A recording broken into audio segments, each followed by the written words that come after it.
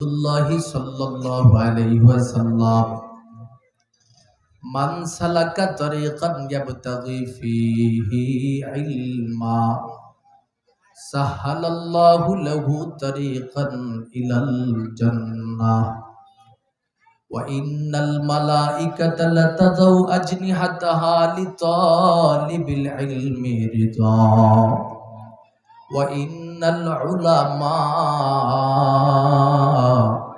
লা ইয়াস্তাগফিরু লাহু মান ফিস সামাওয়াতি ওয়া মান ফিল আরদ হাত্তাল হিতানি ফিল মা আও কামা ক্বালা আলাইহিস সালাতু ওয়াস সালাম।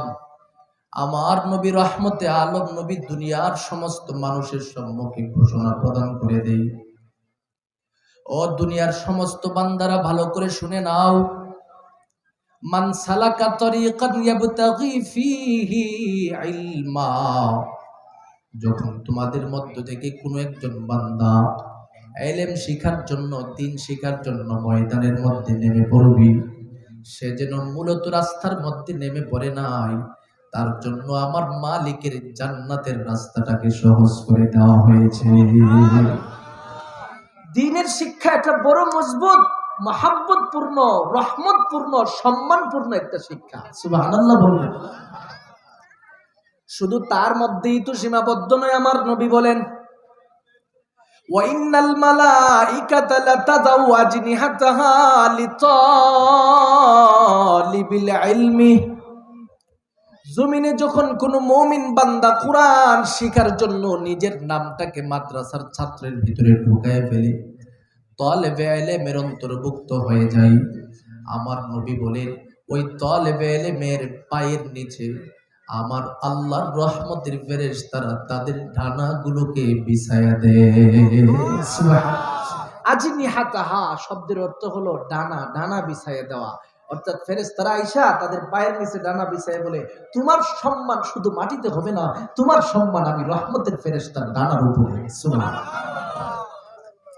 শুধু তার মধ্যেই তো সীমাবদ্ধ নয়, ওয়া ইন্নাল উলামা